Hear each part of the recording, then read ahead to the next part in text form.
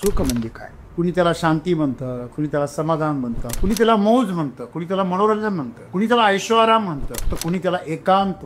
जी गोष्ट तुम्हाला सुख देते तीच गोष्ट तुम्हाला काही दिवसांनी दुःख देते. नवे नवे सुखाची दुसरी बाजू जी आहे ती दुःख आहे. सुख एकटं कधीच येत नाही. सुखाची व्याख्या जी आहे ती निरंतर बदलती आहे. मग का बदलती आहे? कारण सुख जे आहे ते तुमचं शरीराच्या आणि मनाच्या स्तरावर जे तुम्ही नाही आहात. दुःखाची जी दुसरी बाजू आहे, दुःखाशिवाय सुखाची किंमत कळत नाही. म्हणून शरीराच्या स्तरावर जे ताणतणाव निर्माण होतात त्यातून रिलॅक्सेशन म्हणजे सुख आहे. सांगण्याचं तात्पर्य काय आहे की सुख जी आहे ही सावली आहे आनंदाची. असं का म्हटलेलं आहे? कारण शरीर जे आहे हे शरीर व्यक्त होते, जिवंत आहे, कारण त्याच्या आतमध्ये प्राण आहे, त्याच्या आतमध्ये चैतन्य आहे. हा बल्ब पेटलेला आहे कारण आतमध्ये वीज आहे. ती वीज जर बंद झाली तो बल्ब काही काम. तसं हे शरीर हे त्या ऊर्जेचं काय एक प्रतिनिधित्व करणारं साधन आहे. जसा हा जो प्रकाश आहे हा त्या विजेची सावली आहे. हा प्रकाश त्या बल्बची सावली नाहीये. बल्बमध्ये ती हिंमत नाही, तो प्रकाश करू शकतो. ती वीज आहे जी त्याला पेटवते. तुम्ही एखादं असं जेवण करताय ज्या जेवणामध्ये तुम्ही स्वतःला विसरले. एखादा सुगंध आला, त्या सुगंधामध्ये तुम्ही स्वतःला विसरले. डोळ्याला असं सुख भेटलं की त्या सुखामध्ये तुम्ही स्वतःला विसरले. स्वतःला विसरणं म्हणजे आनंद आहे. आणि मला बरं वाटतंय ह्याची जाणीव असताना काहीतरी मिळणं म्हणजे सुख. शरीराच्या स्तरावर जे मिळतं ते सुख. सुखाच्या मागे आपण धावून धावून आपण शेवटी पश्चाताप आणि आपल्यामध्ये एक प्रकारची एक ग्लानी निर्माण होते, अपराधी भाव निर्माण. मग ते भोगू नये का असं कोणी म्हटलं? का सुख भोगूच नाही? तुम्ही जर सुख भोगलंच नाही तर तुम्हाला आनंदाची पण कधीच कल्पना येणार नाही. तुम्ही सुख जरूर भोगलं पाहिजे, परंतु त्या सुखातून तुम्ही त्या आनंदाची पण अपेक्षा केली पाहिजे. म्हणजे जीवनामध्ये तुम्ही एका स्थानावर स्थिर राहणं, त्याच्यामध्ये साधना करत राहणं हे महत्वाचं. भगवान बुद्धांनी अनेक प्रयोग किती वर्ष भटकले. सिद्धार्थ कितीतरी वर्ष भटकल्यानंतर जेव्हा थकला आणि सांगितलं की नाही 17 प्रकारचे साधन करून चालणार नाही, हे एकच करावं लागेल, सगळं सोडून द्यावं. सिंपल आहे. सुखाचा उभग आहे. आणि म्हणून सद्गुरू काय म्हणता, तुमच्या आतमध्ये आनंद नसला की तुम्ही सुख शोधता. तुम्ही तुमच्या आनंदामध्ये असले सुखाच्या मागे पळत नाही. म्हणून सद्गुरू असं सांगता सुख फक्त काय आहे? एक झलक आहे, एक सावली आहे. जेव्हा आतून येतं बघा, आतून येतं, विनाकारण येतं तो आनंद. तुमच्या भाषेमध्ये आनंद जर बाहेरून आला तर ते सुख आहे, कारण त्याच्या पाठोपाठ दुःख पण येणार आहे. ऊन पडले ना आता, सावली पण येणारच आहे. सांगण्याचं तात्पर्य काय की सुख जे आहे ते जीवनामध्ये तुम्हाला कधीच तृप्ती देऊ शकत नाही, समाधान देऊ शकत नाही. म्हणून जीवनामध्ये आपण सर्वांनी सुख नाही शोधलं पाहिजे, आनंदाच्या मार्गावर गेलं पाहिजे. सुखाच्या मागे राहाल तर तुमचा अभिमन्यूच होईल. आनंद जो आहे तो दुसऱ्याला देण्यात आहे, निरपेक्ष भावनेने काही पण करण्यात आहे. जिथे तुम्ही स्वतःला विसरले, देहभान विसरले, तुमच्या मनाला विसरले, तुमचे विचार शांत झाले आणि तुम्ही काहीतरी करताय, हे सगळं करून तुम्ही सक्रिय, परंतु तुम्ही यातलं तुमचं सगळं भान विसरलेलं आहे. तुम्ही आनंदात. जेव्हा आम्हाला एखादी खूप गोष्ट आवडते आम्ही त्याच्यामध्ये रमून जातो, स्वतःला विसरतो, तो क्षण आनंदाचा असतो. एवढं सोपं आहे आनंद मिळवण्यासाठी. एवढे ह्या चुकीच्या गोष्टीमध्ये किंवा तुम्हाला जिथं गुंतागुंत निर्माण होईल अशा ठिकाणी जायची गरज नाहीये. आनंद तुमच्यात आहे, सुख बाहेर आहे. त्याच्यामुळे जीवनामध्ये आनंद जर शोधायचा आहे तुम्हाला, सुखाचा तुम्हाला काय करावं लागेल? त्याग करावा लागेल. जोपर्यंत तुम्ही सुखामध्ये अडकलेले तुम्हाला आनंदाची झलक कधीच मिळणार मिळेल, परंतु अपघाताने. सुखाच्या दुनियेमध्ये आनंदाची अपेक्षा करू नका. तुम्हाला जर आनंद हवाय तुम्ही आतमध्ये वळा, अपेक्षा सोडा. आणि पुन्हा आपण काय म्हणतोय की वर्तमान काळामध्ये जगा. परत तिथे झालो आपण आणि जे करताय त्याच्यामध्ये रमून जा. सिंपल आहे. जसं जीवन आहे तसं स्वीकारा आणि त्यात आनंदाने जगा. तुम्हाला कधीच कोणी दुःखी करू शकत नाही. हे याचं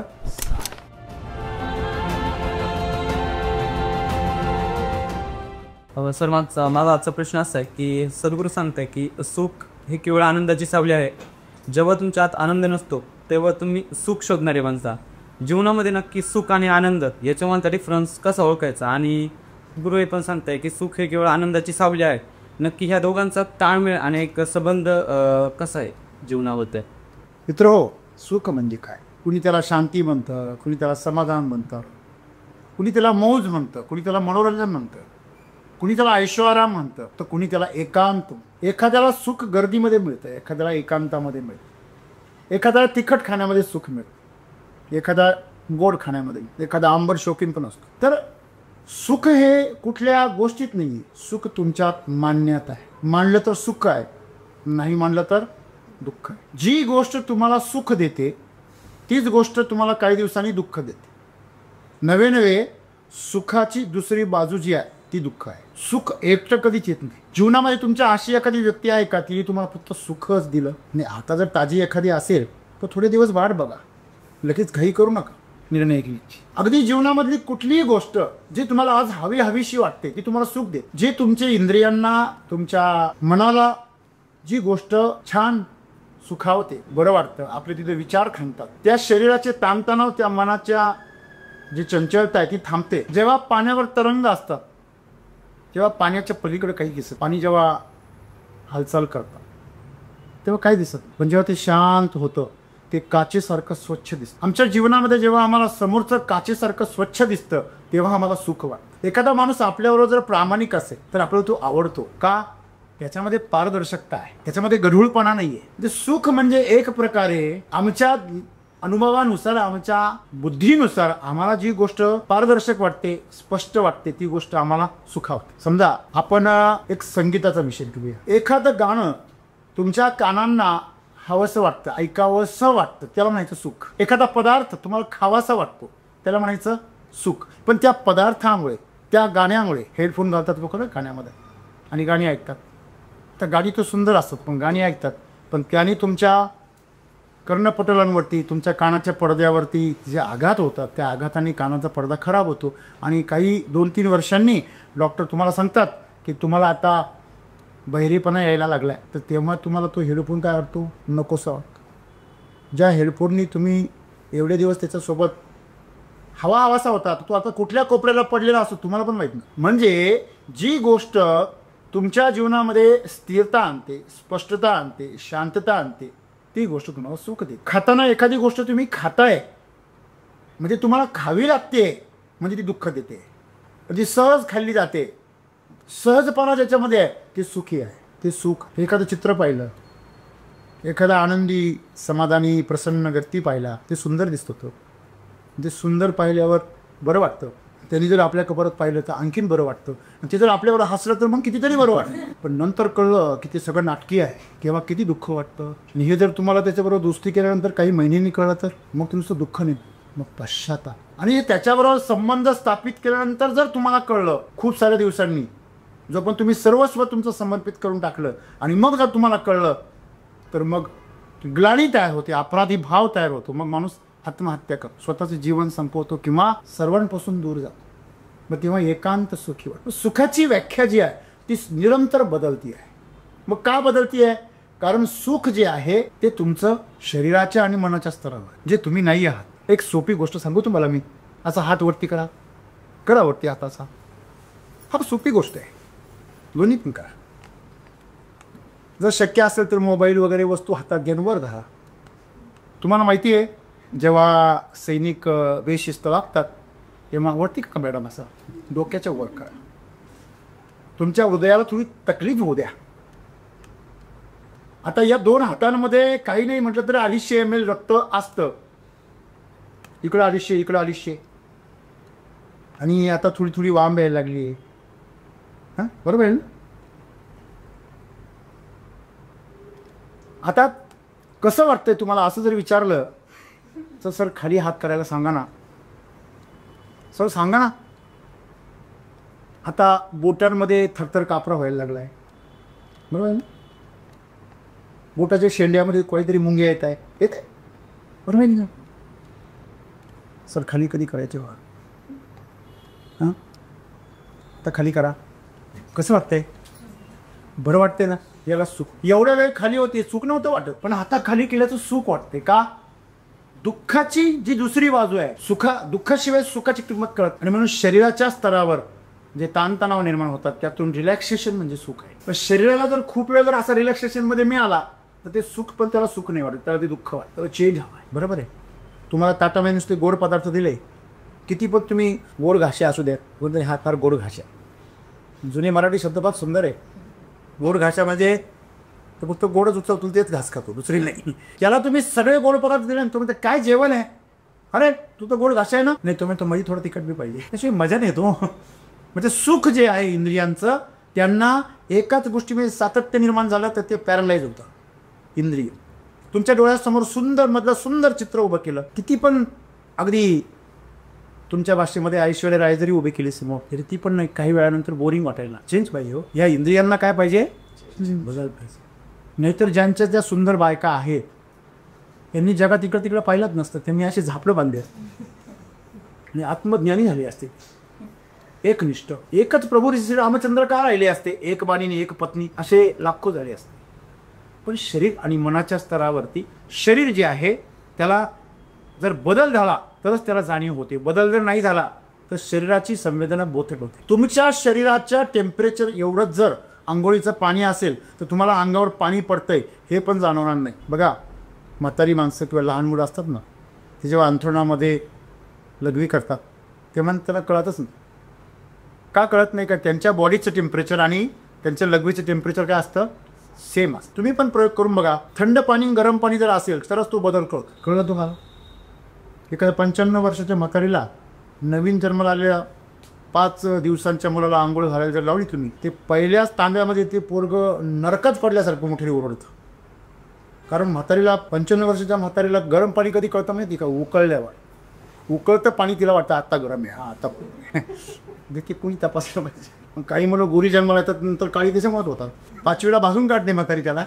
त्याच्यामुळे हा मॅन्युफॅक्चरिंग डिफेक्ट नाही, हा मेकॅनिकल डिफेक्ट आहे. सांगण्याचं तात्पर्य काय आहे की सुख जी आहे ही सावली आहे आनंदाची. असं का म्हटलेलं आहे? कारण शरीर जे आहे हे शरीर व्यक्त होतंय, जिवंत आहे, कारण त्याच्या आतमध्ये प्राण आहे, त्याच्या आतमध्ये चैतन्य आहे.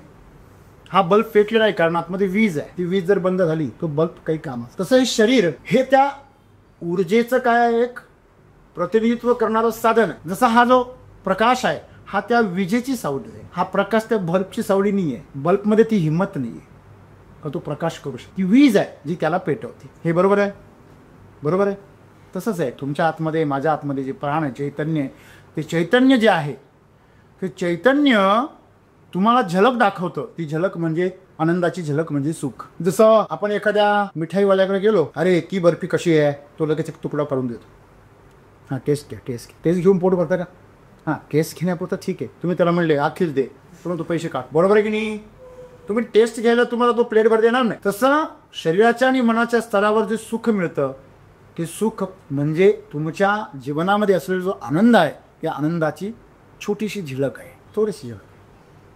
बघा, तुम्ही ज्यावेळेस तुम्हाला कुणीतरी आवडतं ना, खरं तर तुम्हाला तो व्यक्ती नाही आवडत, त्याच्यामध्ये जे चैतन्य आहे ते आवडत असतं. पूर्वीचे लोक म्हणायचे राम राम. राम राम म्हणजे काय? तुमच्या आतमध्ये जो राम आहे त्याला नमस्कार आहे, तुम्हाला नाही, या शरीराला नाही. ते प्राण जाऊ द्या, लगेच तयारी. चौघांच्या खांद्यावर राम नाम सत्य आहे. तिथं राम राम नाही म्हणत, राम नाम सत्य आहे, बाकी सब असत्य आहे. कळलं? म्हणजे ज्या शरीराला तुम्ही आज पुजताय, ज्या शरीराला आज तुम्ही तुमचा प्रियजन म्हणताय, ते शरीर त्याच्यामध्ये असलेल्या प्राणामुळे आहे. तसं तुम्हाला जे सुख आज मिळतंय शरीराचं, ते सुख भोगण्याची ताकद या शरीरामध्ये कोणामध्ये आलेली आहे? त्या आतमधल्या चैतन्यामुळे, आत्म्यामुळे आलेली आहे. त्या आत्म्याला तुम्ही एनर्जी म्हणा, आत्मा म्हणा, चैतन्य म्हणा, ऊर्जा म्हणा, काही पण म्हणा, म्हटल्याने काही फरक पडत नाही. हां, पाण्याला वॉटर म्हणा, तन्नी म्हणा, नीलू म्हणा, कुठल्याही भाषेत पाण्याला तुम्ही जोर, बंगालीचं जोर खाबो, जल नाही, जोर खाबो, म्हणजे ज्याचं त्याचं म्हणणं आहे. पण जोर खाबो म्हणले काय, ते काही जल चाललं काय वेगळं काही जेल नाही होत. म्हणजे त्याने ग्लासमध्ये तुम्हाला तो पाणी याच्याऐवजी जेल दिला असं नाही काही, तर पाणीच देतो. पाण्याची वेगवेगळे उच्चार आणि वेगवेगळे त्याची नावं, म्हणजे वेगळं पाणी नाही आहे, पाणी एकच आहे. तसं तुमच्या आतमध्ये जी शक्ती आहे ती एकच आहे. ती शक्तीमुळे आम्ही सुखाचा अनुभव घेऊ शकतो. गाडी पळते, पण कशामुळे पळते? त्याच्यामध्ये असलेल्या पेट्रोलमुळे किंवा डिझेलमुळे, किंवा त्याच्यामध्ये असलेला सोलर पॉवर. तिसरी पॉवर आणून आलेली नाही. आली का? मला माहिती नाही, तुम्हाला माहिती असेल सांगू शकतो. म्हणजे त्याच्यामध्ये जी ऊर्जा आहे, एकदा एक कुत्रं पेट्रोल पिला आणि त्याचा मालक परेशान झाला, साऱ्या गावामध्ये फिरायचं, परेशान झाला. कुत्रं काय हाती लागेना. शेवटी तो डॉक्टरकडे गेला, वेटरनरी डॉक्टर गेला. त्यांना म्हटलं, अहो डॉक्टर साहेब, माझं कुत्रं फार पळते. म्हणून काय झालं? मी पेट्रोल प्यायला. नाही, घाबरू नका, काही विलाज करायची गरज नाही. म्हणजे का बरं? पेट्रोल संपलं का थांबेल. तुमच्यामध्ये जे पेट्रोल आहे ते आज आनंद घेते सुखाचा, जे काय असेल. बघा, सगळं जग ज्या वासनेच्या पाठीमागे, सगळं जग, ते तरुणपणामध्ये आम्हाला कोणीतरी आवडतं, विरोधी सेक्स आवडतो, विरोधी लिंग आवडतं. का? त्याच्यामध्ये काय आहे? फक्त एक शरीर दुसऱ्या शरीराजवळ येत. समजा आपण हातात हात घातले, काय एकमेकाला भेटलो, काय एक कातडी दुसऱ्या कातडीबरोबर संघर्ष करते, घर्षण करते, त्याचा किती आनंद वाटतो माणसांना.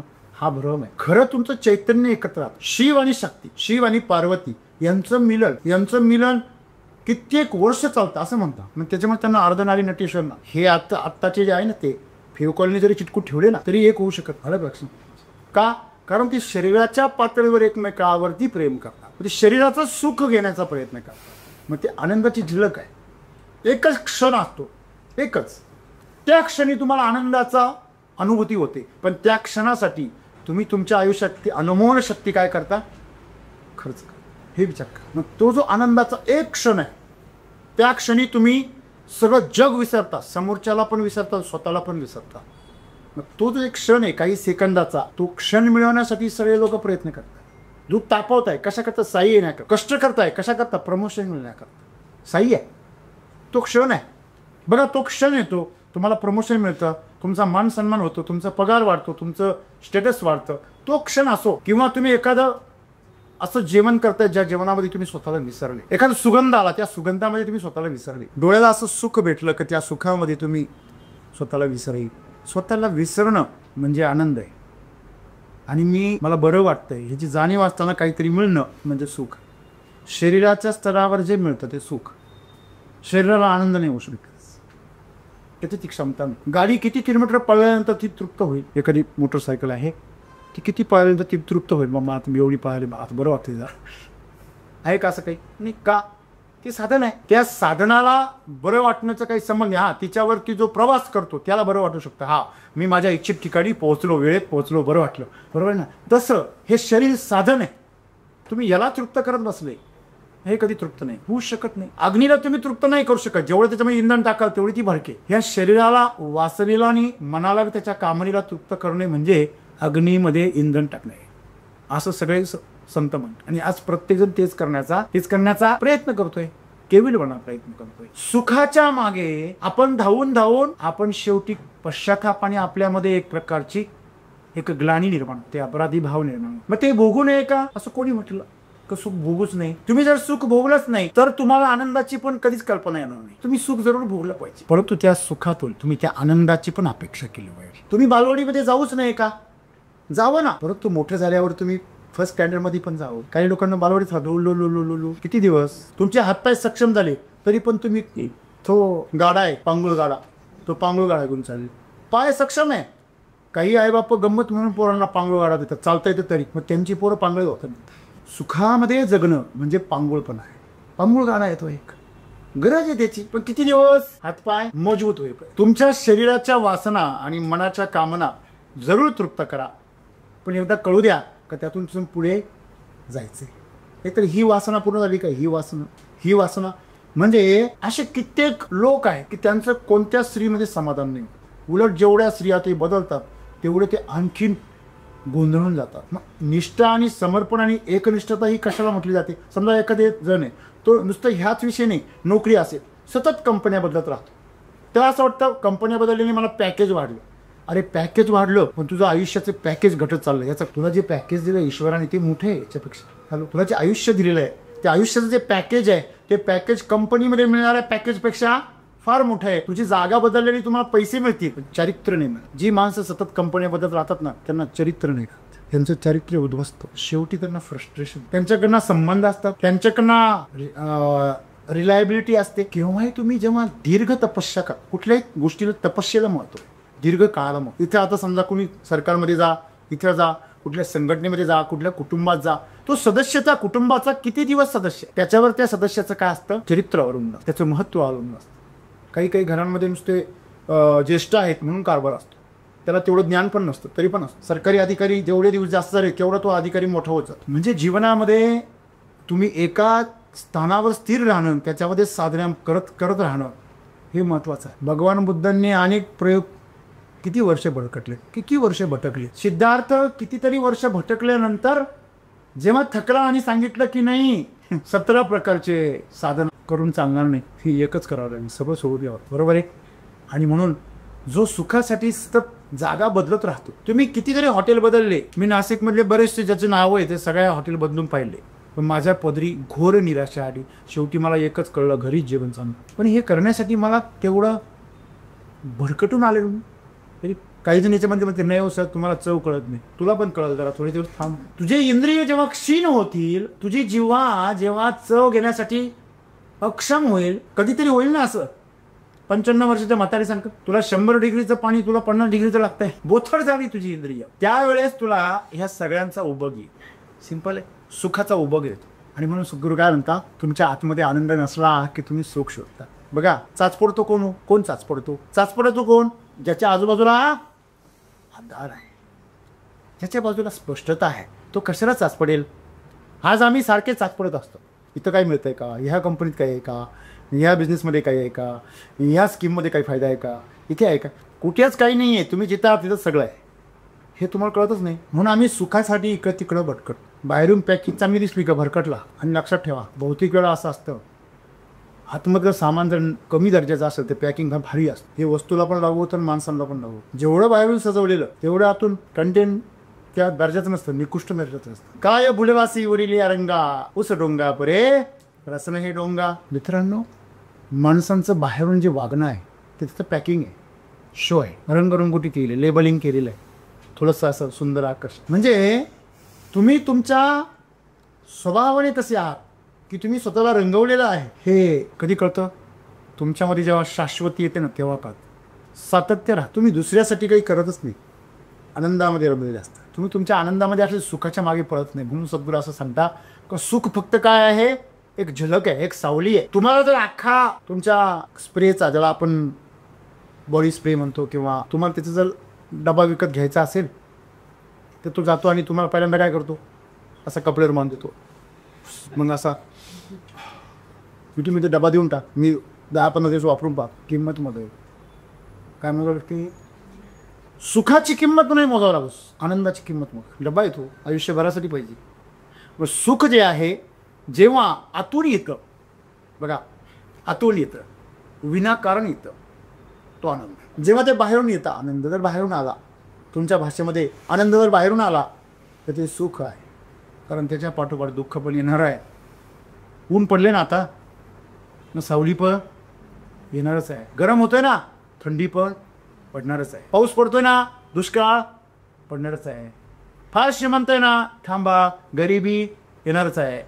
मग ती आर्थिकची असं काही नाही, दुसरी पण गरिबी आहेत. परमेश्वर दात देतो ना तर चणे काढून घेत. चणे असले की त्यावेळी दातच देत नाही, काढून नाही काढत. दात नसले की मग तेव्हा भरपूर चणे बस राखी. चाखायचा विषय हे तुमच्या बाबतीत पण घडणार, मी घडत असो. म्हणून आपण काय करायचंय, चण्यामध्ये दातात नाही भटकायचं. त्याचा जो स्वाद आहे त्या स्वादामध्ये रमायचं. तुम्हाला गंमत सांगतो, आनंदाची जेव्हा अवस्था आहे ते माणसाला ना, जेव्हा तेव्हाची गंमत सांगतो. मी तेलकट खायचं बाहेरचं बंद केलं होतं. एक दिवस मी उपवास धरला. त्या दिवशीच आमची एक टीम होती विदर्भाची, आणि ती टीमला मी आपली फॅक्टरी वगैरे सगळं दाखवलं आणि तिथे एक ठिकाणी नाश्त्याला घेऊन गेलो. त्या दिवशी मला उपवास होता, मी असाच उपवास धरला होता. आणि माझ्या सगळ्यात आवडते सँडविच आणि पापड एकदम सुंदर असे तिथं होते, आणि ते सगळे खात होते.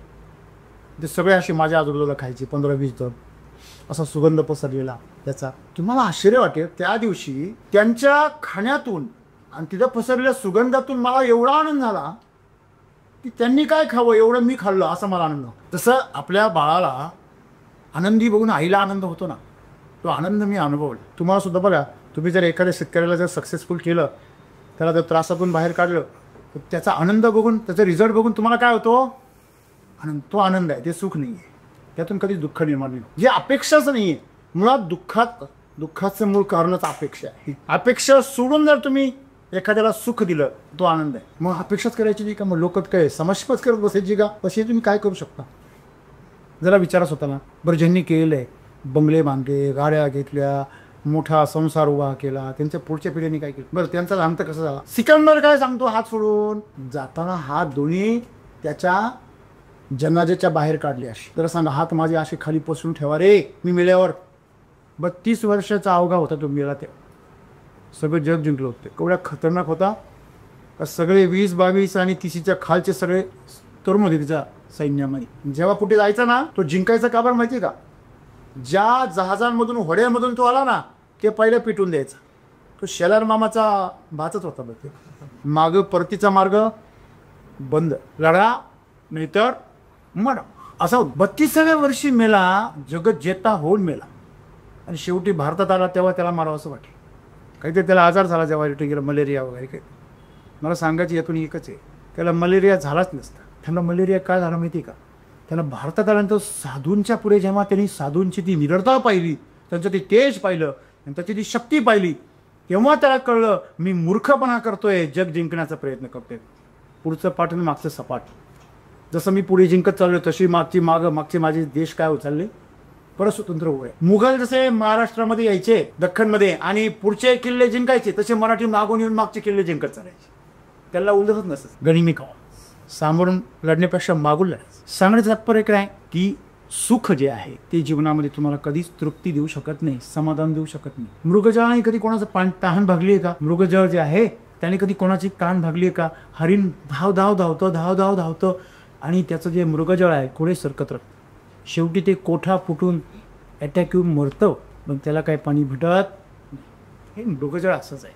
ते सुख हे मृगजळ आहे. ठीक आहे, त्याच्यापेक्षा एक पाऊल पुढे. जसं सावली जी आहे, तुम्ही तुमची सावली जर पकडायचा प्रयत्न केला कोणी तर तुम्हाला पकडू शकत नाही. एक चंद्र आकाशामध्ये, एक चंद्र तुमच्या पाण्यामध्ये आहे. हां, तुम्ही त्याचा आनंद घेऊ शकता, त्याचं सुख घेऊ शकता, त्या चंद्राचं सुख घेऊ शकता, आनंद नाही घेऊ शकता. का? तुम्ही त्याला जर स्पर्श करायला गेले, अनुभवता आला पाहिजे. बरोबर आहे. तुमच्यासमोर पंचपक्वान्न ठेवले, सांगितलं खायचं नाही तुम्हाला, किती मोठा आनंद आहे. असंच आहे जीवनामध्ये. सगळ्यांची तीच समस्या आहे. मर्सिडीज गाड्या बघायला मिळतात, पण मर्सिडीज मोठमोठे महागडे घड्याळ, महागड्या वस्तू बघायला मिळतात शोरूममध्ये, घ्यायला मिळत नाही. सुंदर सुंदर माणसं, श्रीमंत लोक बघायला मिळतात, त्यांची लाईफस्टाईल बघायला मिळते, पण जगायला मिळत नाही. हे जे आहे ना, हे ह्या सगळ्या गोष्टींनी आजचा माणूस अशा. तुम्ही खेड्यावर माणसं राहायची पूर्वी, त्यांना हे ग्लॅमर बघायला मिळत नव्हतं, सोशल मीडिया नव्हता, कुठे भीती नव्हती, कुठे वासना नव्हती, कुठे जास्त मोठी कामना नव्हती, कुठे मोठी इच्छा पण नव्हती, अपेक्षा तर नव्हते, समाधानी असायचं. पण आज सगळं असून सुद्धा समाधानी काय आहे? कारण आज भाव चाललेला आहे. जेवढं जास्त बघतो, आज तुम्ही सतत मोबाईल का बरं उचलता? तुम्ही शोधताय माझ्यासाठी काहीतरी मार्ग आहे का, शॉर्टकट, मला सुख मिळेल का? आणि आज तुम्ही मोबाईलमध्ये सुखच शोधताय. आनंद मोबाईलमध्ये मिळू मिळेल, पण त्यासाठी तुम्हाला मग साधू संतांची वचनं, प्रवचनं हे ऐकायचा छंद लागला पाहिजे. किती पण आहे या जगात, काहीच वाईट नाही. तुमच्या बरेच बंद पडलेलं घड्याळसुद्धा दिवसातून 2 वेळा करेक्ट टाईम सांगतं.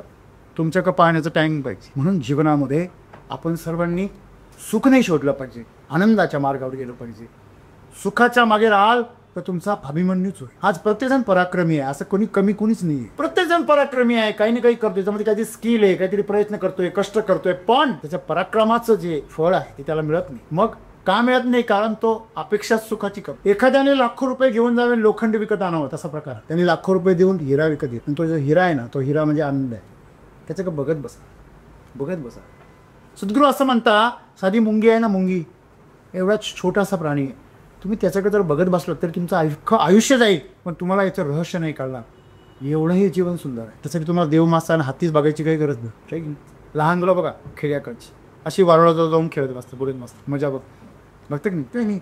गावाकडची गरीब मुलं वारुळाबरोबर खेळता, लहान लहान कुत्र्याची पिल्लं, मांजरीची पिल्लं पाळता, आणि अनंत अंबानी हत्ती पाळतो, मगरी पाळतो, वाघ पाळतो. काय फरक? दोघं पण बारीक. कळलं? शेवटी सुख आहे, हे छोटं सुख आहे, ते मोठं सुख आहे. गाडी किती पण मोठी असू द्या, तुमचं जो सीट आहे बघा, काही लोक असं अलिशान असं आसन बनवतात, मोठं असे केवढले त्या खुर्च्या बनवतात, त्या खुर्ची मी एवढं दिसते बघत आहे. पोटी माणसं असे मस्त असे सजवतात, असं आलिशान वगैरे. तू किती पसरला, किती फुगला, तर बेडकाचा बैल होतो, किती असे फुगेल कपडे घातले, नाही चालत. बरोबर आहे की नाही? म्हणजे तुम्ही जेवढी खुर्ची मोठी कराल तेवढे तुम्ही कसे व्हाल छोटी. तेव्हा ही जीवनामध्ये सुख कशात आहे?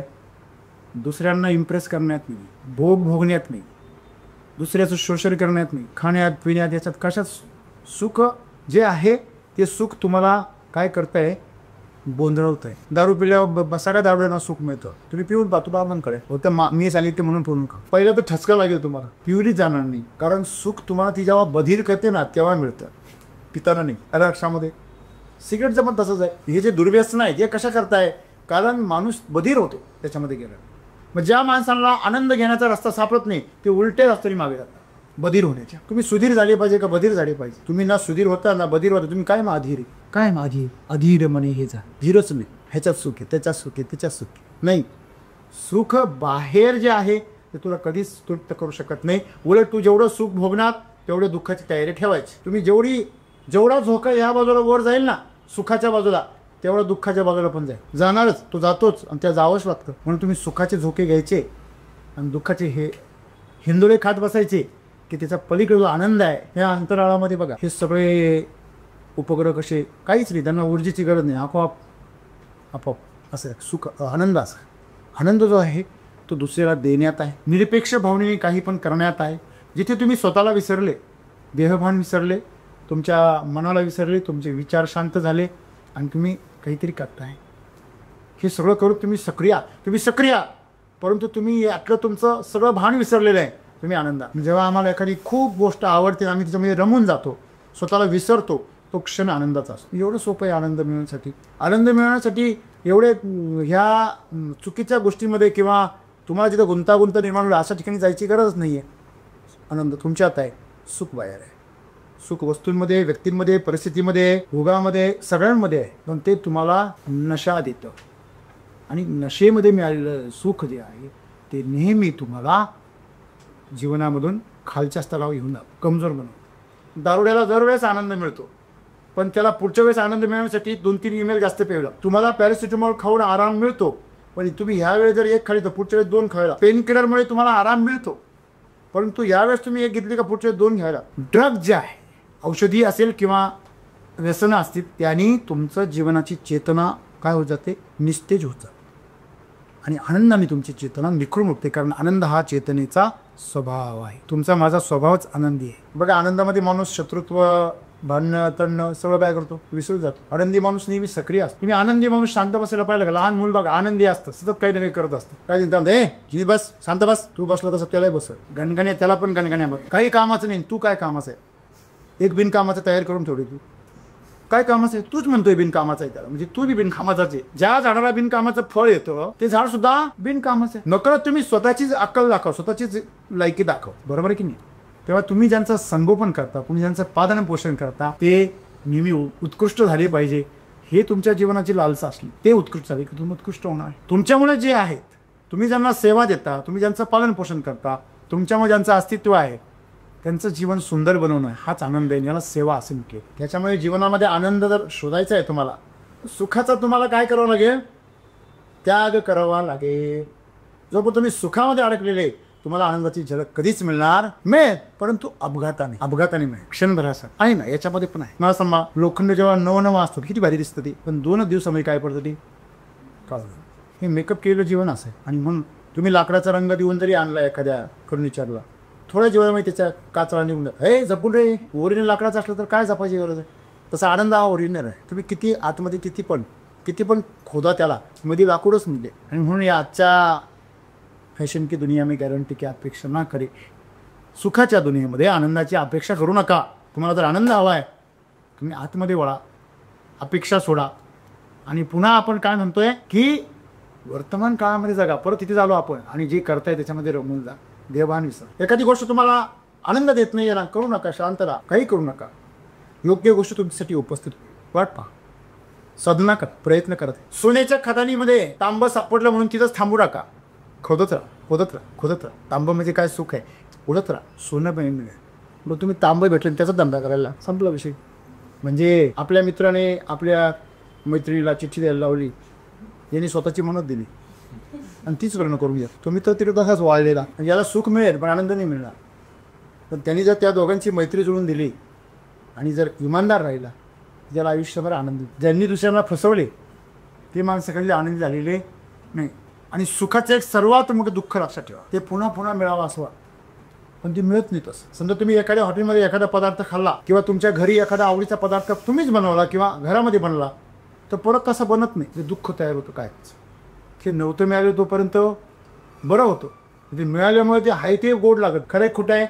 म्हणजे सुख जे आहे जसं उच्च लेवलला जाईल तसं तुम्हाला दुःखाची पण पातळी काय करतं, ते वाढवून देतं. तुमच्या जीवनामध्ये वेदना वाढवून देतं. तुम्हाला जर फार उच्च पदाचं काम करायला मिळालं आणि नंतर तुमची ती जर नोकरी गेली, तर परत जागेवर येऊन शून्यापासून सुरुवात करायला लाज वाटते, कारण ते सुखाची सवय लागली. म्हणून माणसाने शून्य राहिलं पाहिजे. गरिबी आली तर लाजू नये, श्रीमंती आली तर माजू नये. AC भेटला तर फार सुख होऊ नये, आणि गरमाई आली म्हणून चिंता करू नये. गरम झाल्यावर घाम येऊ द्या, काय फरक पडतो. घाम आला म्हणून जेरमे टाकलो, असं कधी ऐकलंय का? नाही. काहीतरी गुन्हा बिना काहीच नाही आहे ना, त्याच्यावर टॅक्स आहे. हां, तुम्हाला 1 लिटर घाम आला, चला 1 लाख रुपये भर. सिंपल आहे. जसं जीवन आहे तसं स्वीकारा आणि त्यात आनंदाने जगा. तुम्हाला कधीच कोणी दुःखी करू शकत नाही. हे याचं सार आहे.